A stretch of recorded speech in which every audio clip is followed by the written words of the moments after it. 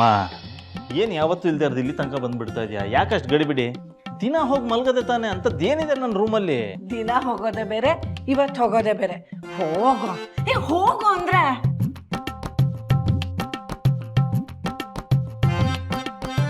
ಬಹುಶಃ ನಾ 10 ಎಣಿಸೋದ್ರೊಳಗೆ ಇವನು ಆಚೆ ಬರ್ತಾನೆ. 10, 9, 8, 7, 6, 5, 4, 3, 2, 1. ಮಾ ನಮ್ಮ ದೇವ್ರ ಸತ್ಯ ನನಗೆ ಗೊತ್ತಿಲ್ವಾ? ನಾನು ಅನ್ಕೊಂಡಾಗೆ ಆಯ್ತು. ಮಾ ಏನೋ ನೋಡ್ದ್ಯಾ ಅಲ್ಲಿ? ಹಾ ನೋಡ್ದೆ. ಲೀಲಾ ಮಲಗಿದಾಳೆ. ಲೀಲಾ ಮಲಗಿದ್ದಾಳೆ? ಮಾ ನನ್ನ ರೂಮಲ್ಲಿ ನನಗೆ ಬಿಟ್ಟು ಬೇರೆ ಯಾರಿಗೂ ಎಂಟ್ರಿ ಇಲ್ಲ ಅಂತ ಗೊತ್ತು ತಾನೆ? ಗೊತ್ತು. ಮತ್ತೆ ಅವಳಲ್ಲಿ ಮಲಗಿದಾಳಲ್ಲ? ಅರೆ ನಿನ್ ಹೇಗ್ ರೂಮು, ಅವಳ ರೂಮು ತಾನೆ. ಮತ್ತೆ ನಾನೆಲ್ಲೋಗ್ಲಿ? ಇದೊಳ್ಳೆ ಕತೆ ಆಯ್ತು. ಸೀತಾ ಎಲ್ಲೋ, ರಾಮ ಅಲ್ಲೇ, ನೀನು ಅಲ್ಲೇ ಮಲಗಬೇಕು. ಅಲ್ಲಿ ಮಲಗಿರೋದು ನಿನ್ ಹೆಂಡತಿ, ಇದು ನಿನ್ ರೂಮು ಅಂದಮೇಲೆ ನೀನು ಅಲ್ಲೇ ತಾನೇ ಮಲಗಬೇಕು. ಆದ್ರೆ ಅಮ್ಮ ನಿದ್ದೆ ಬರ್ತಾ ಇದೆ, ವಿಪರೀತ ನಿದ್ದೆ ಬರ್ತಾ ಇದೆ. ನೀನಿನ್ನೂ ಊಟಕ್ಕೆ ಬಂದಿಲ್ವಲ್ಲ ಅಂತ ಕಾಯ್ತಿದ್ದೆ. ನೀನು ಹೋಗಿ ಮಲಕೋ, ಪಾಪ ನಿಂಗೂ ಸರಿಯಾಗಿ ನಿದ್ರೆ ಇಲ್ಲ. ಶುಭರಾತ್ರಿ.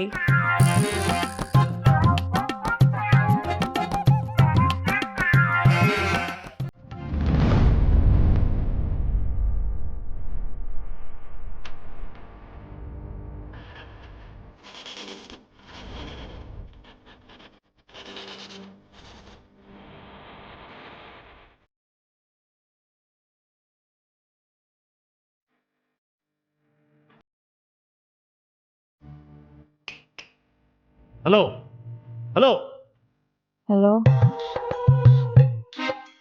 ಮಾತಾಡಿ. ಹೇಯ್ ಹೇಳ ಮೇಲೆ, ನಿನಗೆ ಹೇಳ್ತಾ ಇರೋದು ಹೇಳು.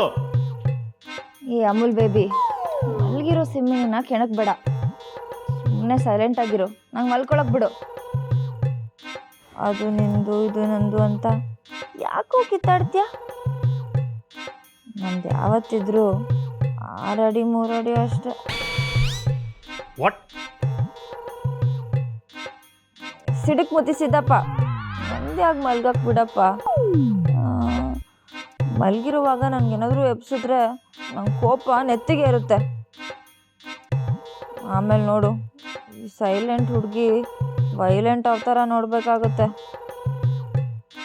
ಸ್ಲೀಪಿಂಗ್ ಬ್ಯೂಟಿ ರೌಡಿ ಬೇಬಿ ಥರ ಕನ್ವರ್ಟ್ ಆಗಕ್ಕೆ ನೋಡೋ ಆಸೆನಾ ನಿನಗೆ? ಸುಮ್ಮನೆ ಹೋಗ್ತಾ ಇರು. ಹೇಯ್ ಏನು ಮಾತಾಡ್ತಾ ಇದೀಯಾ? ಇದು ನನ್ನ ರೂಮು, ಎದ್ದು ಬೇರೆ ಕಡೆ ಹೋಗು. ರಿಷಿ ಸರ್, ಯಾಕೆ ಹಿಂಗೆ ಹಿಂಸೆ ಕೊಟ್ಟಿರಿ? ಮಲ್ಗಿರೋರ್ಗೆ ಹಿಂಗೆ ಹಿಂಸೆ ಕೊಟ್ಟರೆ ಮುಂದಿನ ಜನ್ಮದಲ್ಲಿ ತಿಗುಣೆ ಆಗಿ ಹುಡ್ತಾರಂತೆ. ತಿಗುಣೆ ಆಗಕ್ಕೆ ನಿಮಗೆ ಆಟೊಂದು ಆಸೆಯಾ? ಹೇಯ್ ಏನಾಗಿದೆ ನಿನಗೆ? ಯಾಕೇನೇನೋ ಮಾತಾಡ್ತಾ ಇದೀಯಾ? ಯಜಮಾನ್ರೆ, ಯಾಕೆ ಕನ್ಸಲ್ಲಿ ಬಂದು ನನಗೆ ಕಾಟ ಕೊಡ್ತಿದ್ದೀರಾ? ನೆಮ್ಮದಿಯಾಗಿ ಮಲ್ಕೊಳ್ಳೋಕೆ ಬಿಟ್ಬಿಡಿ ಪ್ಲೀಸ್. ಸುಮ್ಮನೆ ನನ್ನ ಪೇಷನ್ಸ್ ಟೆಸ್ಟ್ ಮಾಡಬೇಡ. ಇದು ನನ್ನ ಜಾಗ, ಹೋಗ್ತಾರೆ ಇಲ್ಲಿಂದ. ಚುಕ್ಕಿ ಪ್ಲೀಸ್ ಕಣೆ, ನಂಗೆ ಹಿಂಸೆ ಕೊಡ್ಬೇಡ. ನೀನು ಹಿಂಸೆ ಕೊಟ್ಟರೆ ನಾನು ಅಮ್ಮಂಗೆ ಹೇಳ್ತೀನಿ ಅಷ್ಟೇ. ನಿದ್ದೆ ಮಾಡಿದೆ 3 ದಿನ ಆಗಿದೆ ಅನ್ನೋ ಸುಸ್ತಾಗಿದೆ ಕಣೆ. ಕೈ ಮುಗಿತೀನಿ ಪ್ಲೀಸ್, ನನಗೆ ಮಲ್ಗಕ್ಕೆ ಬಿಟ್ಬಿಡ. Good night.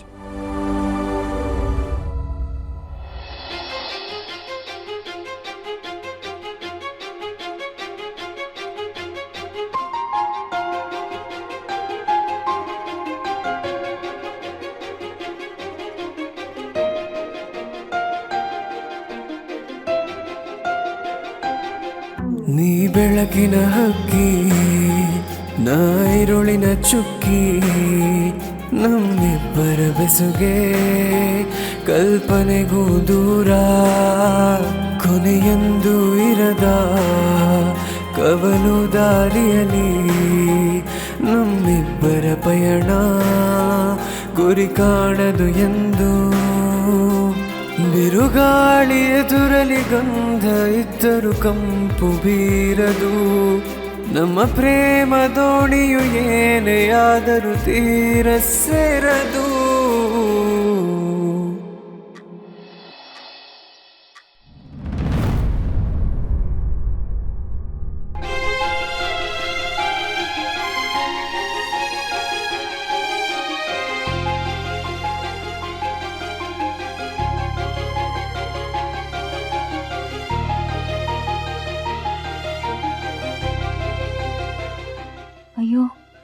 ಇವ್ರು ನನಗೆ ಡಿಸ್ಟರ್ಬ್ ಆಗಬಾರ್ದು ಅಂತ ಇಲ್ಲಿ ಮಲ್ಕೊಂಡಿದ್ದಾರೆ ಅಂತ ಅನಿಸುತ್ತೆ.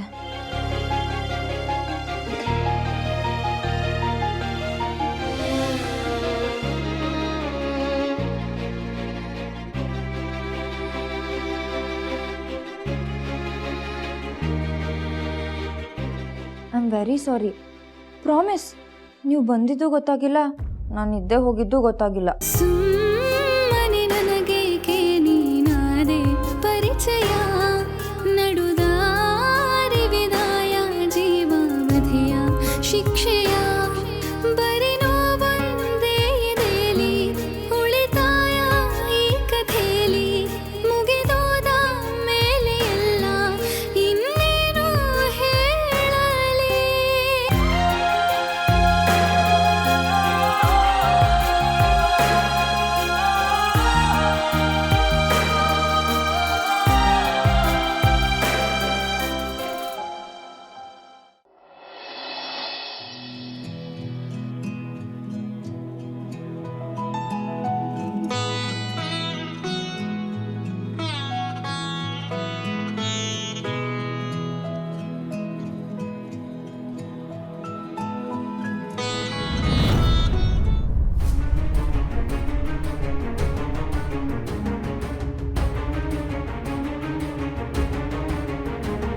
ಅಯ್ಯೋ, ನೀವ್ಯಾಕಾಗ ಆಶ್ಚರ್ಯದಿಂದ ನೋಡ್ತಿದ್ದೀರಾ? ಬೆಡ್ಶೀಟ್ ಹೊಚ್ಚಿದ್ದು ನಾನೇ. ನಂಗೆ ಸಡನ್ನಾಗಿ ಎಚ್ಚರ ಆಯಿತು, ಥಂಡಿ ಬೇರೆ ಇತ್ತು, ಅದಕ್ಕೆ ಬೆಡ್ಶೀಟ್ ಹೊಚ್ಚಿದೆ. ಅಲ್ಲ, ನೀವ್ಯಾಕೆ ಈ ಚೇರ್ ಮೇಲೆ ಮಲ್ಕೊಂಡಿದ್ರಿ? ನನಗೆ ಡಿಸ್ಟರ್ಬ್ ಆಗುತ್ತೆ ಅಂತ ಯೋಚನೆ ಮಾಡೋದು ಬಿಟ್ಟು ನನಗೆ ಎಬ್ಸ್ಬೇಕಿತ್ತು. ಎಪ್ಸೋದಕ್ಕೆ ಟ್ರೈ ಮಾಡಿದ್ರೆ ವಿಚಿತ್ರವಾಗಿ ಮಾತಾಡ್ತಾ ಇದ್ದಲ್ಲ.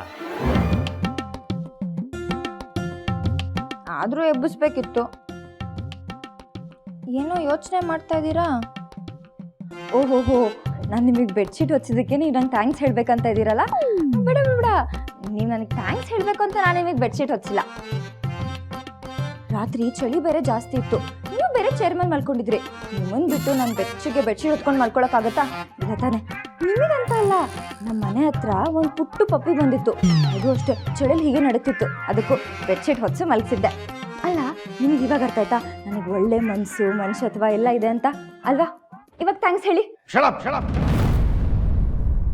ನಾನು ನಿನಗೆ ಥ್ಯಾಂಕ್ಸ್ ಹೇಳಕ್ ಬರಲಿಲ್ಲ.